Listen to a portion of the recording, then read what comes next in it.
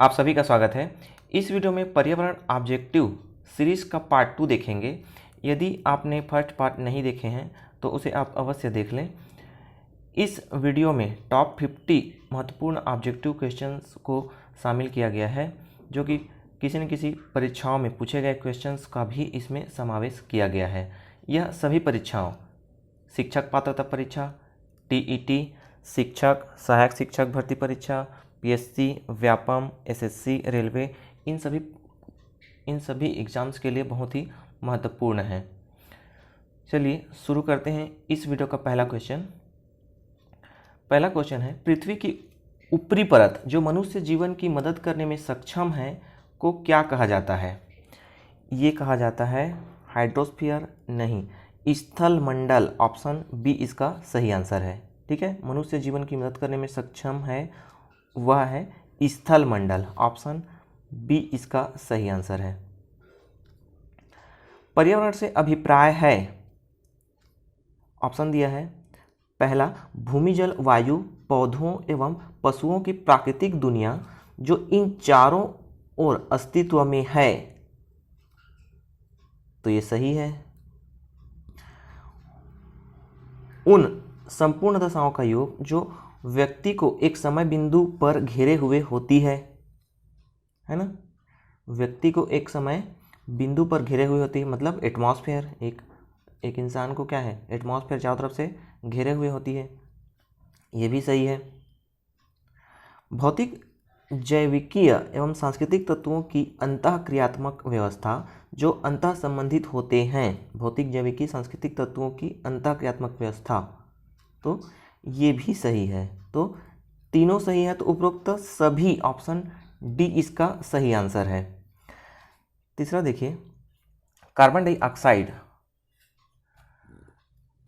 Dioxide के उत्सर्जन का प्रमुख स्रोत क्या है? ज्वालामुखी क्रिया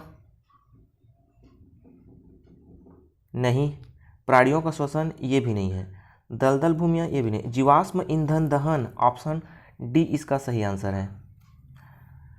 चौथा, ग्रीन हाउस गैसों में सर्वाधिक जीवन काल किसका होता है? ये होता है नाइट्रस ऑक्साइड का। ऑप्शन बी इसका सही आंसर है। पांचवा देखिए, पर्यावरण के लिए कौन खतरा है? बढ़ते पौधे, ये तो पर्यावरण के लिए अच्छा है, फायदेमंद है ना। बढ़ती हुई जनसंख्या, ऑप्शन बी इसका सही आंसर है। पर्यावरण के लिए सबसे बड़ी खतरा है जनसंख्या में वृद्धि। पर्यावरण शब्द की उत्पत्ति किस भाषा के शब्द से हुई? तो ये हुई है फ्रेंच भाषा से। ऑप्शन फ्रेंच भाषा के शब्द से हुई है, ऑप्शन बी इसका सही आंसर है। सातवां देखिए, पर्यावरण किससे बनता है? पर्यावरण बनता है जीवी घटकों से, तो ये सही है। भू आकृतिक घटकों से, इससे भी बनता है। अजैव घटकों से, इसे ही बनता है, तो ऑप्शन डी इसका सही आंसर है। नाइट्रस ऑक्साइड गैस का सर्वाधिक उत्सर्जन किस उद्योग से होता है? नाइट्रस ऑक्साइड गैस का सर्वाधिक उत्सर्जन किस उद्योग से होता है? तो ये नायलॉन, ऑप्शन ए इसका सही आंसर है। अधोलिखित में भौतिक पर्यावरण का तत्व नहीं है, भौतिक पर्यावरण का तत्व कौन सा नहीं है? देखिए, भूमि के रूप ये है, मिट्टियाँ ये भी है, खनिज ये भी है, बस्तियाँ नहीं है। भौतिक पर्यावरण का तत्व बस्तियाँ नहीं है, ऑप्शन डी इसका सही आंसर है। मानव गतिविधियों से परिवर्तित पर्यावरण कहलाता है, ये क्या कहलाता है? एंथ्रोपोजेनिक पर्यावरण, ऑप्शन बी इसका सही आंसर है। दोस्तों, यह पर्यावरण ऑब्जेक्टिव सीरीज का पार्ट 2 है, इसके अगले सीरीज भी बहुत जल्द अपलोड होगा। यदि आपने चैनल को सब्सक्राइब नहीं किया तो अवश्य कर लें, ताकि आपको नोटिफिकेशन मिलते रहें। देखिए, ग्रीन हाउस गैसों में सबसे अल्पजीवी क्या है? ग्रीन हाउस में सबसे अल्पजीवी है मीथेन, ऑप्शन सी इसका सही आंसर है। 12वां देखिए, निम्नलिखित क्षेत्रों में पानी कहाँ पर गैस, तरल और ठोस के रूप में उपलब्ध है? इन क्षेत्रों में पानी कहाँ पर गैस, तरल और ठोस के रूप में उपलब्ध है। तो कहाँ उपलब्ध है? हाइड्रोस्फीयर में। ऑप्शन डी इसका सही आंसर है। सबसे अधिक स्थिर पारिस्थितिकी तंत्र कौन सा है? सबसे अधिक स्थिर पारिस्थितिक तंत्र है सागरीय पारिस्थितिक तंत्र। ऑप्शन ए इसका सही आंसर है। नेक्स्ट देखिए 14वां, पर्यावरण एक अविभाज्य समष्टि है जिसकी रचना होती है। तो देखिए ऑप्शन दिया है भौतिक तंत्र से, ये गलत। जैविक तंत्र से भी नहीं, भौतिक एवं जैविक तंत्र से, ये भी गलत है। भौतिक, जैविक, सांस्कृतिक तत्वों वाले पारस्परिक क्रियाशील तंत्रों से। ठीक है, पर्यावरण एक अविभाज्य समष्टि है जिसकी रचना होती है भौतिक, जैविक एवं सांस्कृतिक तत्वों वाले पारस्परिक क्रियाशील तंत्रों से। ऑप्शन डी इसका सही आंसर है। 15वां देखिए, विश्व जलवायु परिवर्तन के लिए सर्वाधिक उत्तरदायी कौन है ना? जलवायु परिवर्तन के लिए सर्वाधिक उत्तरदायी हैं ग्रीन हाउस गैसों की वृद्धि। विश्व जलवायु परिवर्तन में ग्रीन हाउस गैसों की वृद्धि क्या है? सर्वाधिक उत्तरदायी है। क्लाइमेट चेंज देखिए, वायुमंडलीय प्रदूषक गैस कौन सी है? ये है सल्फर डाइऑक्साइड। ऑप्शन ए इसका सही आंसर है। जल प्रदूषक किससे उत्पन्न होता है? जल प्रदूषण किससे उत्पन्न होता है? तो ये होता है लवणों की वृद्धि द्वारा, नहीं, औद्योगिक निष्कर्षों द्वारा। ऑप्शन बी इसका सही आंसर है।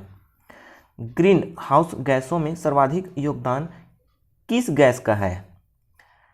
ये है कार्बन डाइऑक्साइड, है ना। कार्बन डाइऑक्साइड गैस का सर्वाधिक योगदान है ग्रीन हाउस गैसों में। 19वां देखिए, एक खाद्य श्रृंखला में पादप, हिरण, भेड़िया व शेर हैं, है ना। एक खाद्य श्रृंखला में ये हैं पादप, हिरण, भेड़िया व शेर हैं। सर्वाधिक ऊर्जा किस में होगी? तो सर्वाधिक होगी पादप में। ऑप्शन डी इसका सही आंसर है। पादप, हिरण, भेड़िया व शेर से निर्मित खाद्य श्रृंखला में सबसे कम ऊर्जा किस में होगी? तो ये होगी सबसे कम ऊर्जा होगी शेर में। ऑप्शन ए इसका सही आंसर है। पारिस्थितिकी निम्नलिखित के बीच पारस्परिक संबंधों का अध्ययन है। पारिस्थितिकी जीव और वातावरण के बीच पारस्परिक संबंधों का अध्ययन है। ऑप्शन ए इसका सही आंसर है। पारिस्थितिकी तंत्र की संकल्पना को प्रस्तावित किया था। पारिस्थितिकी तंत्र की संकल्पना को प्रस्तावित किया था टांसले ने। ऑप्शन डी इसका सही आंसर है। नेक्स्ट देखिए, पादप और जंतु फैलाव को प्रभावित करने वाले भू आकृतिक कारक हैं। पादप और जंतु फैलाव को प्रभावित करने वाले भू आकृतिक कारक कौन से हैं? तो ये है ढाल कोण, ढाल आकृति और अपेक्षित उभार। ऑप्शन डी इसका सही आंसर है। 24वां देखिए, निम्नलिखित में से कौन कृत्रिम पारिस्थितिकी तंत्र है? तो धान का खेत। ऑप्शन ए इसका सही आंसर है। ठीक है, वन प्राकृतिक है, घास का मैदान भी प्राकृतिक है और झील भी प्राकृतिक है। ठीक है,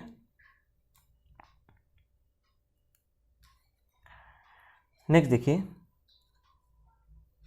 25,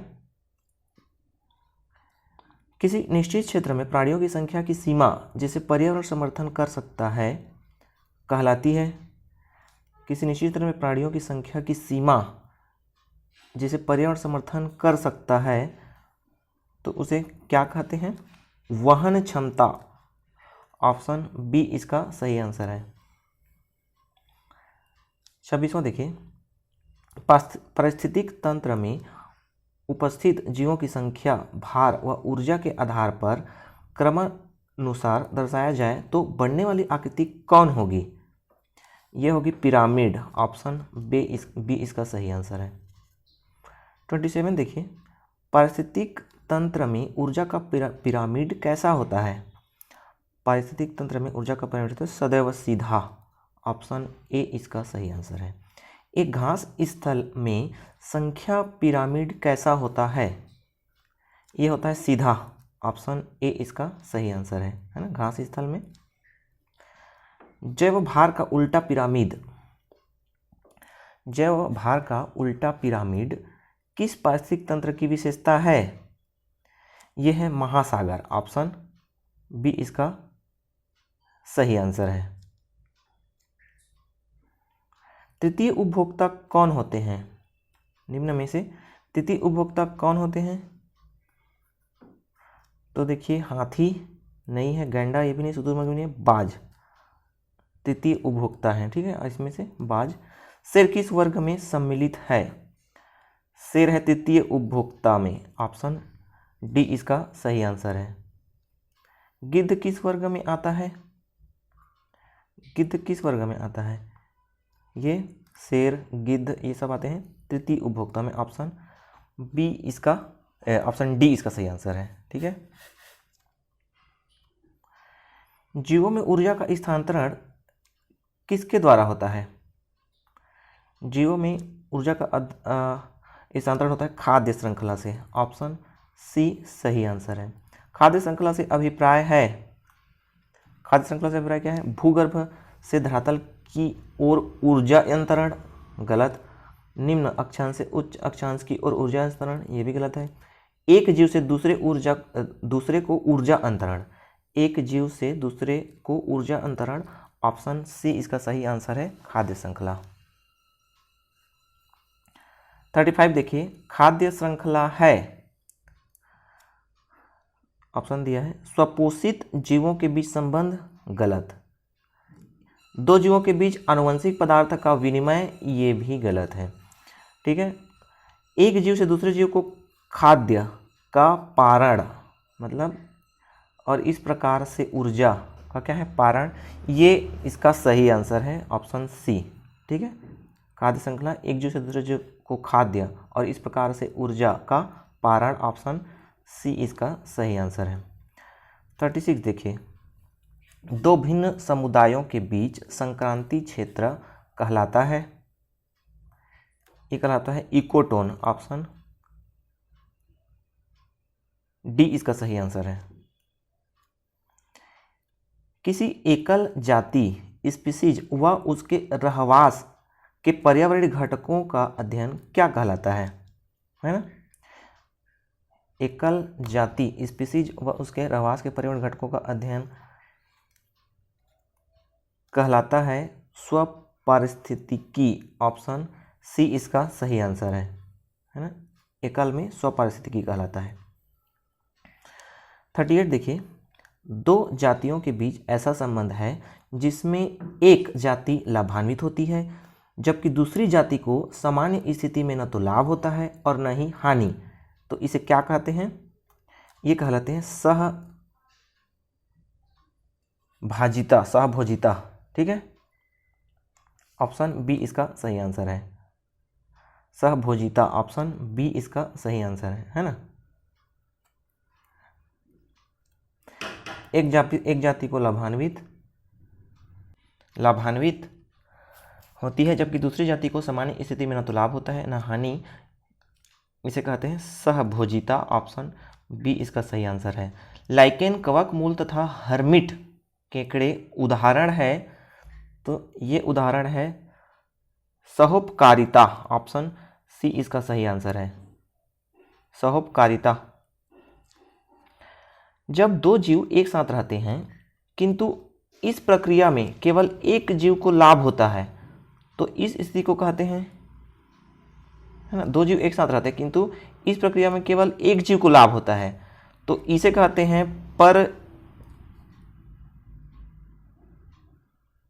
परजीविता। ऑप्शन कूट में दिया है केवल 3, देखिए है ना, कूट से इसका आंसर लेना है, तो ये भी यही है परजीविता। केवल 3 सही है। ठीक है, नेक्स्ट देखिए 41, अपने ही वातावरण में एक जैव समुदाय जैसे तालाब, महासागर, वन, यहाँ तक कि एक जल जीवशाला भी को क्या कहा जाता है? इसे कहा जाता है जीवोम या बायोम। ऑप्शन ए इसका सही आंसर है। पृथ्वी की कुल सतह में लगभग कितने फीसदी क्षेत्र जलमंडल वाला है? तो ये है 70%, है ना। पृथ्वी की कुल सतह में लगभग 70% जलमंडल है।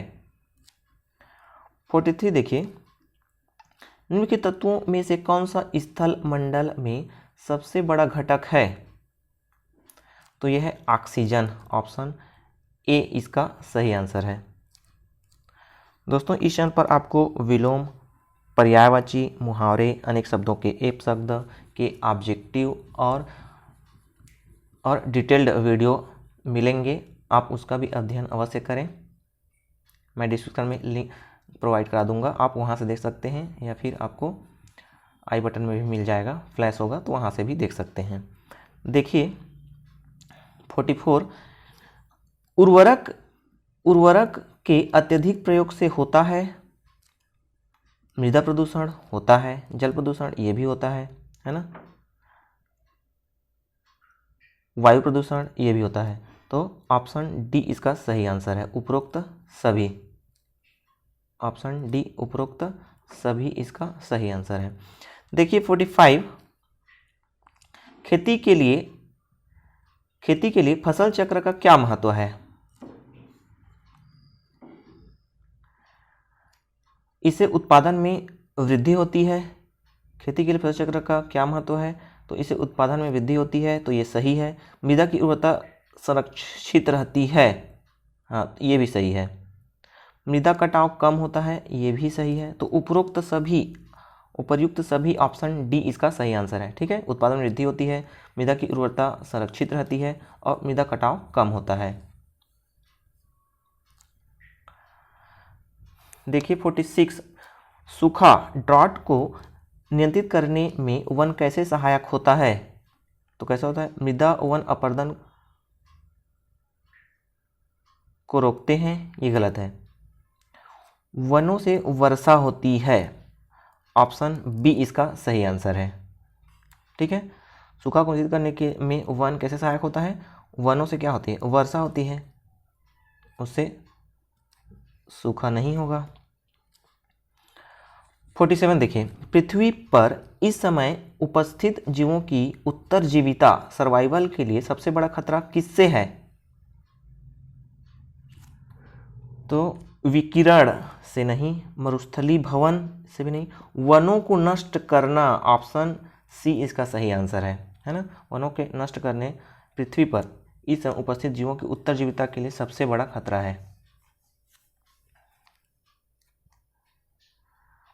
48, किसी तालाब पारितंत्र में कौन से एक प्रकार के जीव एक से अधिक पोषण स्तरों पर पाए जाते हैं? ये पाए जाते हैं मछलियां। ऑप्शन बी इसका सही आंसर है। 49, प्रत्येक खाद्य श्रृंखला कहाँ समाप्त होती है? ये होती है अपघटक पर। ऑप्शन डी इसका सही आंसर है। 50 देखिए, जलवायु परिवर्तन से सर्वाधिक प्रभावित होने वाले देशों की सहायतार्थ किसे बनाया गया है ना। जलवायु परिवर्तन से सर्वाधिक प्रभावित होने वाले देशों की सहायता के लिए क्या बनाया गया है? ये बनाया गया है green climate fund. Green climate fund ये बनाया गया है। दोस्तों, यह इस वीडियो का अंतिम क्वेश्चन था। यह पर्यावरण सीरीज का पार्ट 2 है। इसका पार्ट 3 भी आपको बहुत जल्द मिलेगा। तो आपको यह वीडियो अच्छा लगा तो लाइक करें, चैनल पर पहली बार आए हैं तो सब्सक्राइब कर दें, ताकि आपको नोटिफिकेशन मिलते रहें अपलोड होने के बाद। और अन्य वीडियो का भी आप अवश्य अध्ययन करें। वीडियो को अंत तक देखने के लिए धन्यवाद।